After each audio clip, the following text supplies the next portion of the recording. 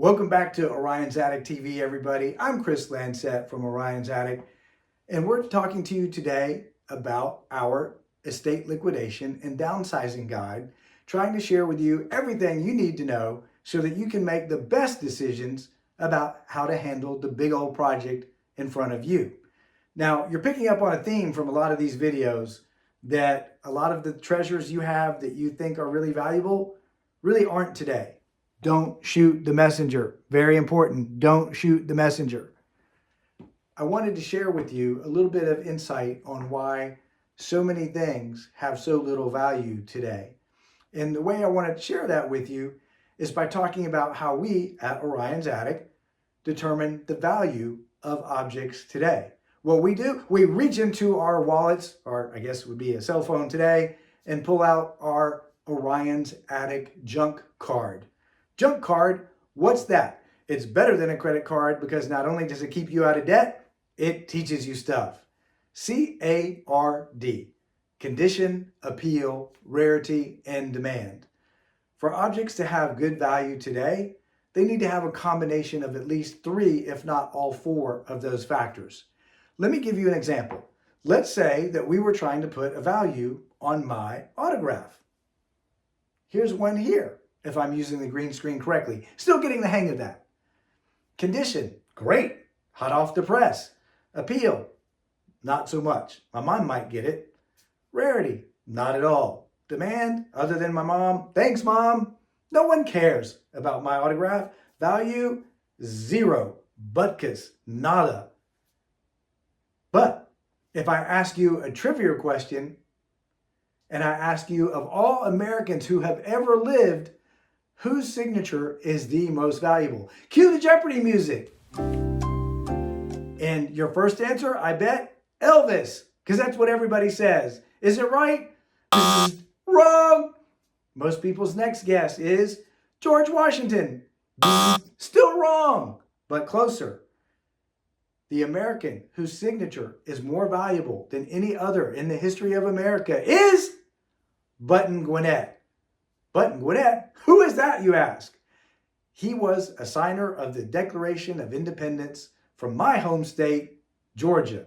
And he did one other thing that was important other than signing the Declaration of Independence. He got himself killed in a duel not too long afterward, which means there aren't many of his autographs left. In the rare occasions when they do come up, because most are in private hands and in big institutions, they go for big bucks. They hardly ever come up though. If an auction house happened to have one, I wish I could afford it. I wouldn't expect it to go for a penny less than $1 million. And in today's buying frenzy, I wouldn't be surprised at all to see a Button Gwinnett autograph go for multiple millions of dollars, and who knows? It depends on how many rich people are bidding in that auction. It's so important for these people to get Button Gwinnett because there are people all over the world trying to complete collections of signers of the Declaration of Independence. Button Gwinnett's is the hardest to get, and his autograph is the most rare of all Americans who have ever lived. Condition, appeal, rarity, and demand. Let's talk about objects that don't quite go for that kind of money, but still have good value. If a vintage toy, like a Lewis Marks tin toy, is in good condition, it's going to have strong eye appeal because people love Lewis Marks, loved his toys. They're pretty rare today, especially some of them, and they're not usually in great condition. So if it's in great condition and it's got that strong eye appeal and it's rare, the demand is going to be fantastic. Very common for those toys to sell for $1,000 and up. The antiques in your house, total opposite end of the spectrum. The condition can be fantastic, not a scratch on them. The appeal, at the time you bought them, strong. Today, not so much. Rare, not at all. Antiques are a dime a dozen. Demand, next to nothing. There's just an overwhelming supply of them on the market, not enough people who want them.